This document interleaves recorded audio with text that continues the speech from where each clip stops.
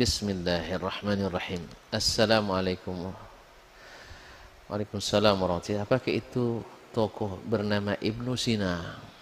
Sebenarnya bukan Ibnu Sina ya. Beliau adalah salah seorang tokoh filsafat Islam yang pemikirannya banyak yang dianggap menyimpang. Banyak yang dianggap menyimpang daripada Islam. Di antaranya adalah pendapat beliau bahwasanya siapapun boleh jadi nabi. Siapapun boleh jadi nabi. Dan tidak ada batasannya. Bisa didapatkan dengan riyadhah dan bersemedi. Ini adalah kesesatan yang nyata.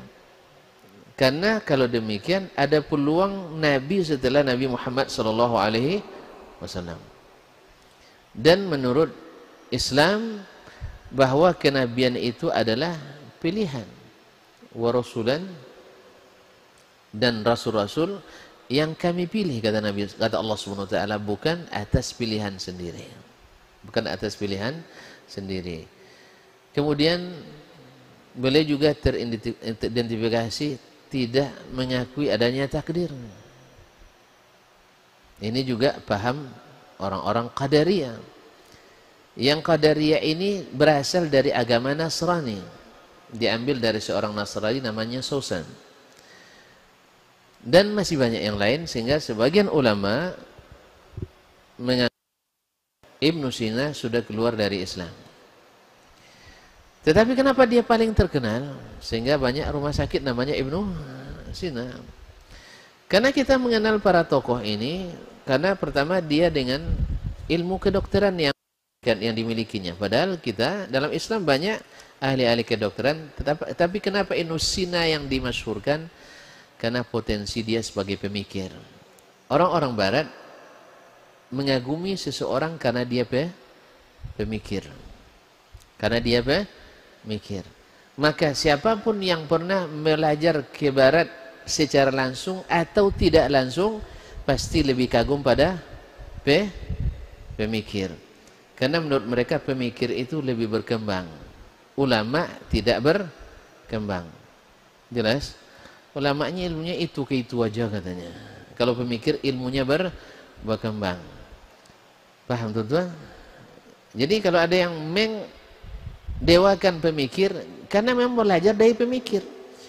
Dan siapa yang mengagumi ulama, mereka pasti belajarnya pada ulama. Tentu yang jadi pewaris Nabi pemikir Pak atau para ulama? Ya ikhwan, yang jadi pewaris Nabi itu pemikir atau ulama? Ulama. Berarti kita ikut Nabi atau ikut pemikir? Ikut Nabi. Berarti kita harus belakang ulama, bukan di belakang para pemikir. Karena pemikir itu banyak yang sesat. Banyak yang sesat. Nah, Ibnu Sina adalah salah satunya. Imam An-Nawawi pernah pengalamannya sendiri.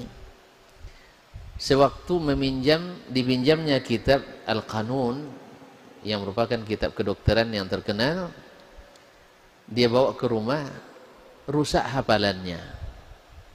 Dia cari-cari apa dosa yang saya lakukan. Orang dulu kan dosanya kan sedikit, jadi gampang ditemukan.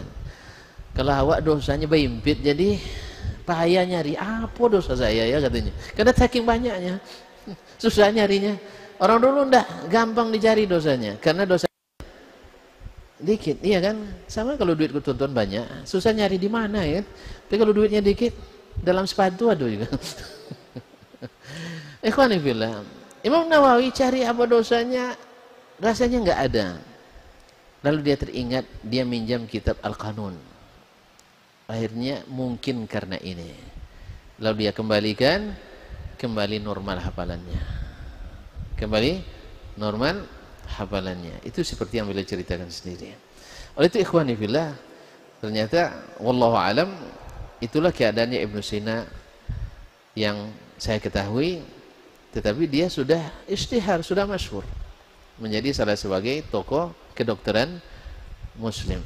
Padahal kita punya tokoh kedokteran yang banyak ya, yang juga tidak kurang dari Ibnu Sina, tapi karena dia pemikir dan potensi untuk menyesatkan, maka dia diagung-agungkan oleh orang barat.